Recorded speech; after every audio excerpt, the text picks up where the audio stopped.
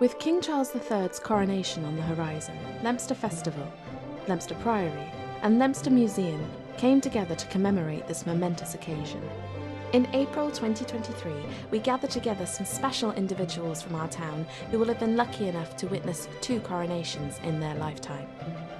John Parish, Margaret Walker, Philip Baldwin, Alan Williams, and Jean Dickinson, Joe Watson, and Judy Sanson. We were lucky enough to capture their stories about Queen Elizabeth II's coronation and reflect on the passage of time between that day and the upcoming coronation.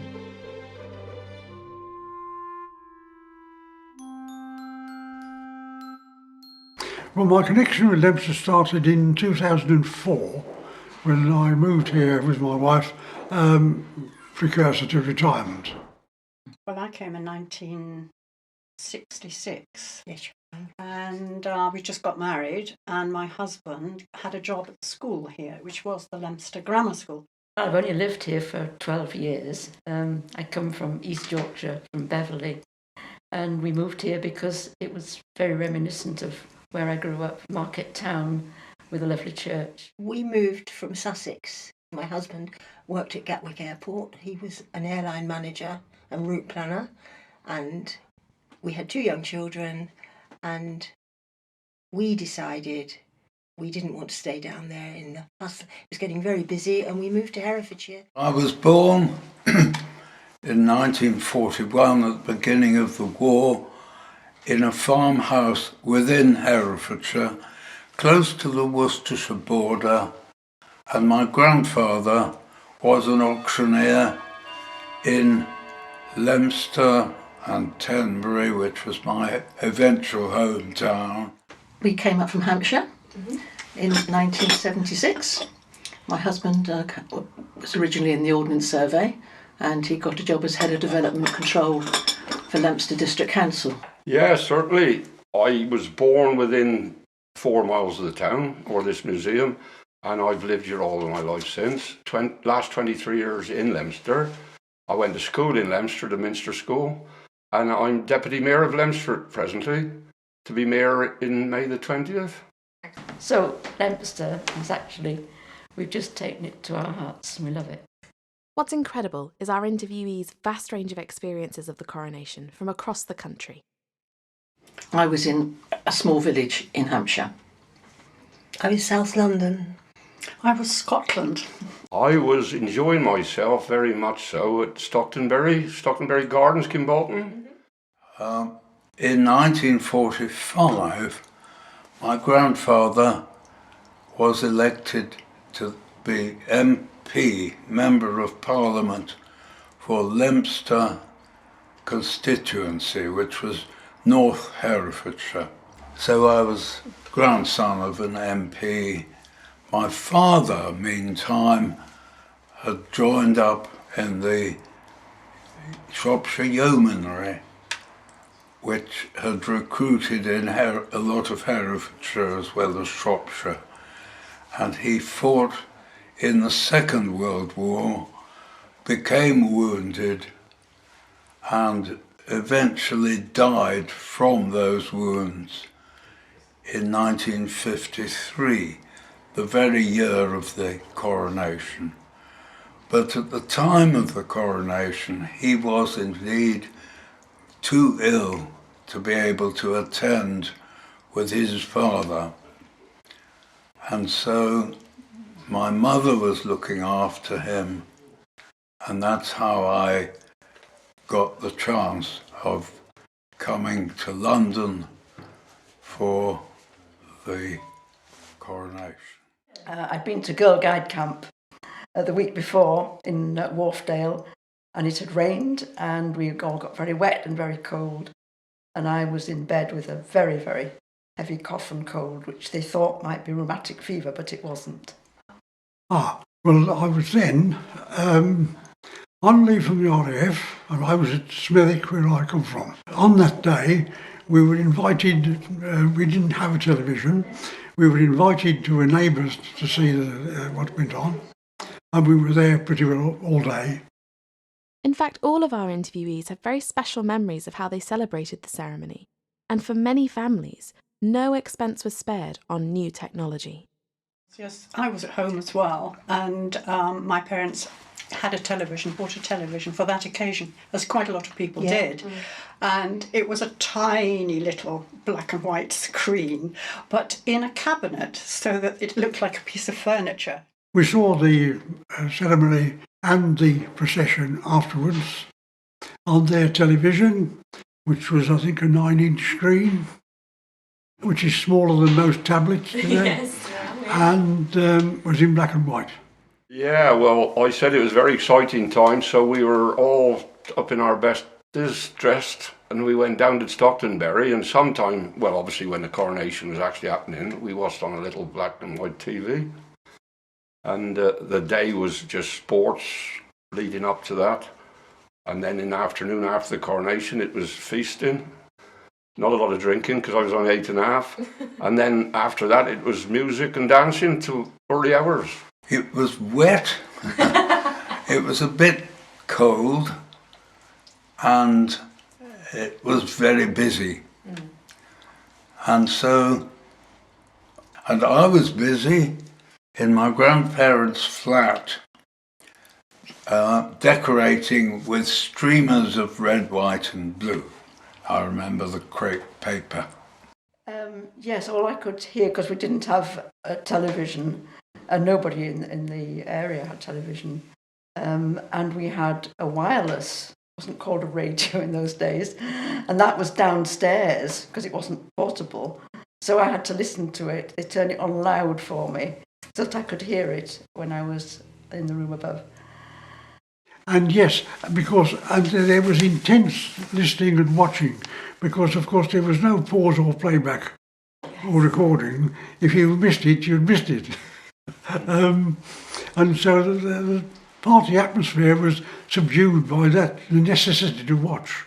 It was a unique occasion. Yes. The first time that television cameras, it was the first major television outside broadcast, really, I would think. Absolutely. And so the sheer technology of actually getting it into although it was a tiny screen, the actual technology of getting it into family homes was something very special, which I think even back then I appreciated. And I think as an adult, had I been older, Jean, I think I would have appreciated it more, really. And apparently Prince Philip was was the main push behind having it televised.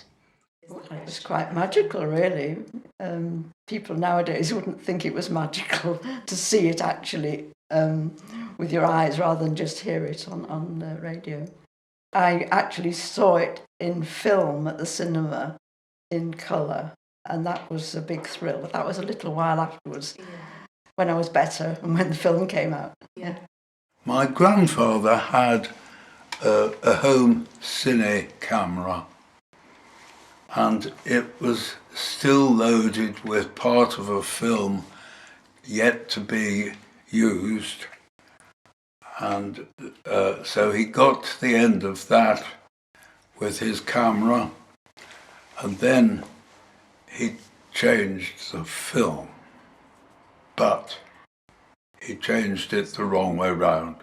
Oh no. So poor Grandpa had this equipment, but he didn't come away with a recording of most of the procession. I could hear the street party outside, and my parents were involved in that. And I could hear the bells ringing from Beverley Minster and St Mary's Church. I was just stuck there, but I was able to have some cake that they brought me from the street party.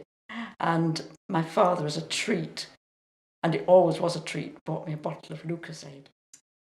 So we saw, in all its glory, the procession going first of all to the Westminster Abbey, and secondly coming away from the Abbey with the newly crowned Queen, which was quite exciting, of course.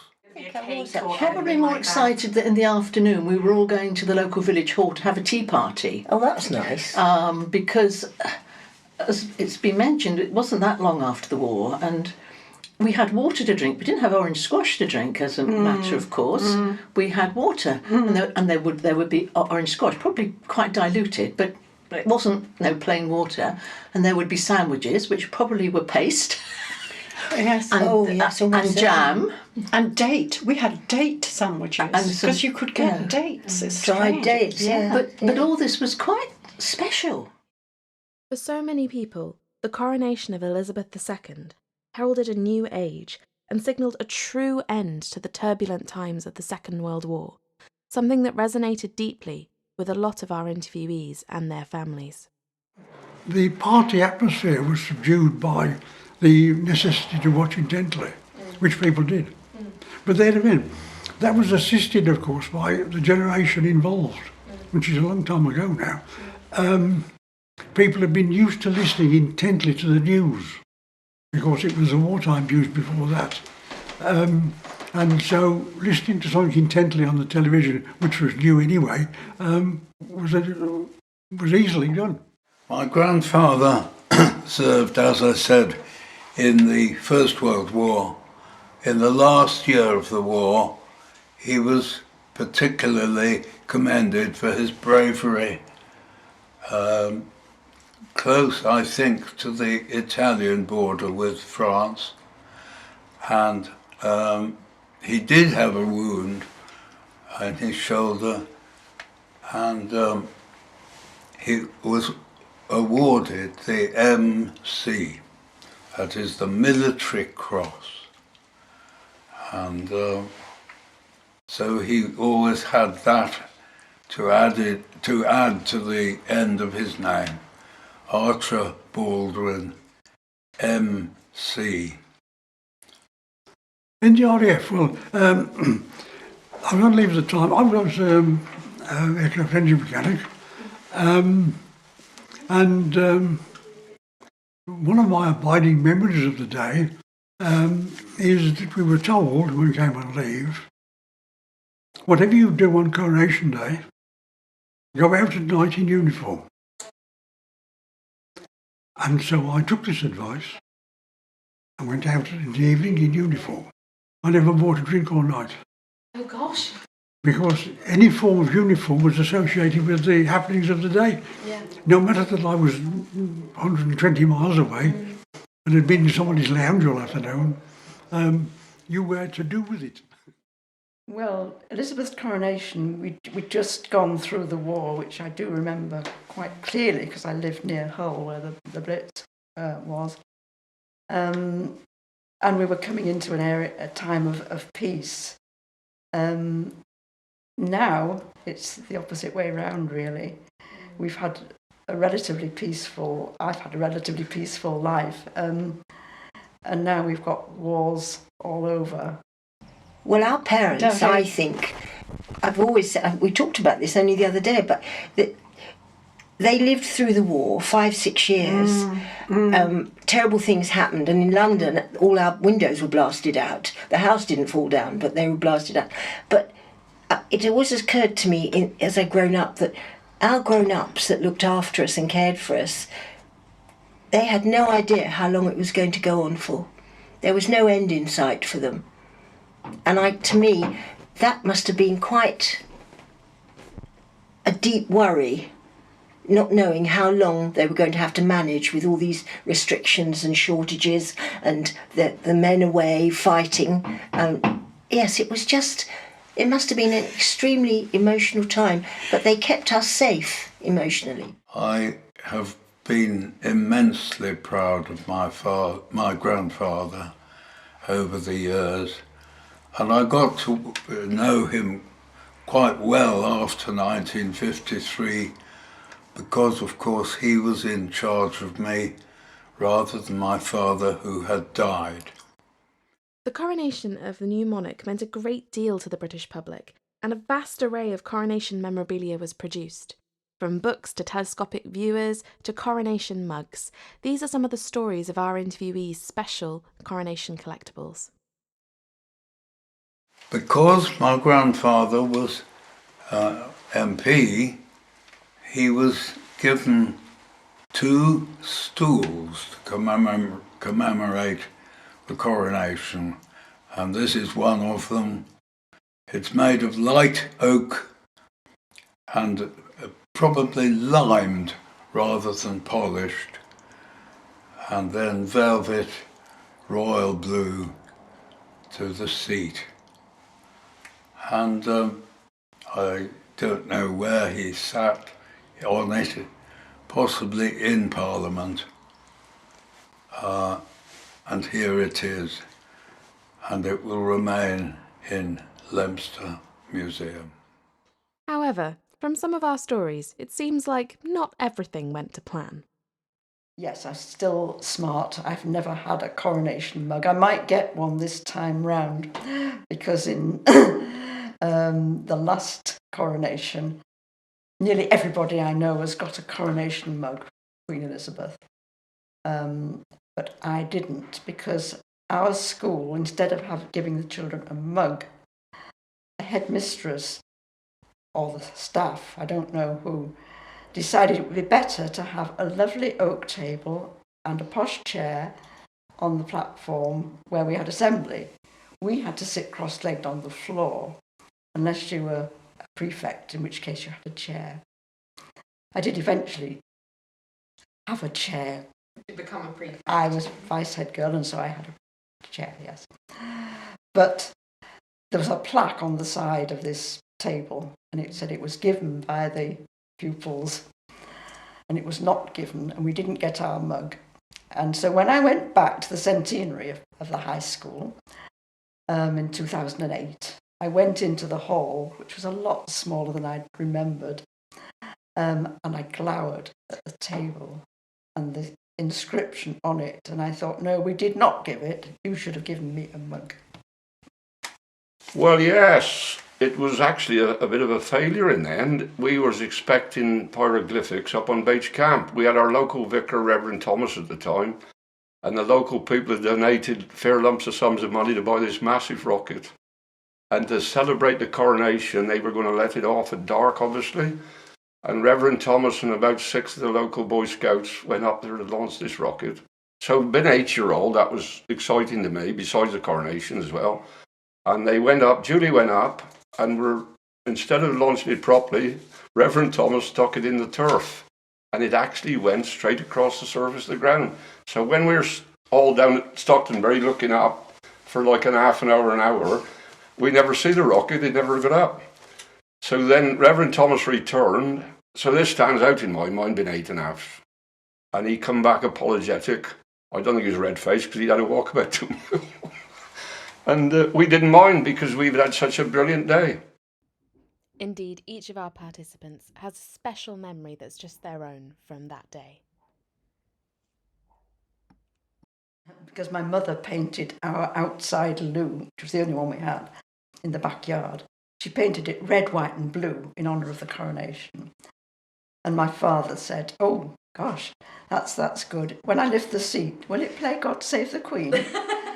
When people saw the coronation, when the news came out, the films were all in colour, and saw the spectacular It's like a fairy colours, tale, wasn't it? It lightened it. There was a bit of magic and all the start of the new aftermath. Elizabethan age. Well, I know locally there was I think nationally there was a lot of excitement because it was a big event, and it wasn't long after, sadly, I'd been to a church service when we lost our father, and people was very patriotic and supported the royalist side of things. And there was on the reading up the coronation, just excitement, really. I think the service itself, being able to see that for the first time, well, the next one is only the second time, of course, but I think that was the biggest abiding memory of the whole thing. And it was a unique thing to happen in everybody's lifetime. I can remember when she's actually crowned and the shout of Vivat, Vivat Yes. Regina, and all the lords all putting their Coronets. coronets on, and I can remember that. I can remember, because it was so romantic, Prince Philip coming down and kneeling before the Queen and promising to be her liege man of life and limb. And that was so romantic. And I can remember Prince Charles being looked after by the Queen Mother, in his white shirt and blue sort of little short trousers. We've sung that in Choral Society at that Vivat Regina. Yeah. And now, of course, it'll be Vivat Rex, won't it? will. With the country entering a new chapter in history, the weeks before the coronation of King Charles III do seem like the perfect opportunity to reflect on the passage of time. It does seem odd to me, of course, when I was born, it was George V. Yes. But in the late 1930s, of course, we had 3 monarchs in 18 months. Well, the fact that it's a king, not a queen, but a much older man, of course, than the Queen was, because she was in at the deep end, rather, still in her 20s, fairly newly married in 1947. And so this is a different sort of coronation, really, from the one that I was at.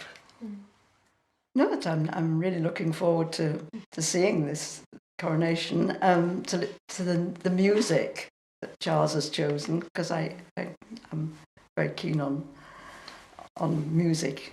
But it sounds like it's not very much scaled down. Very much different people will take part. And there will be other things that will be quite different, but we've got to move with the times. It was a once in one's life experience, and my friends at school were a bit jealous, I think, which I was not surprised about.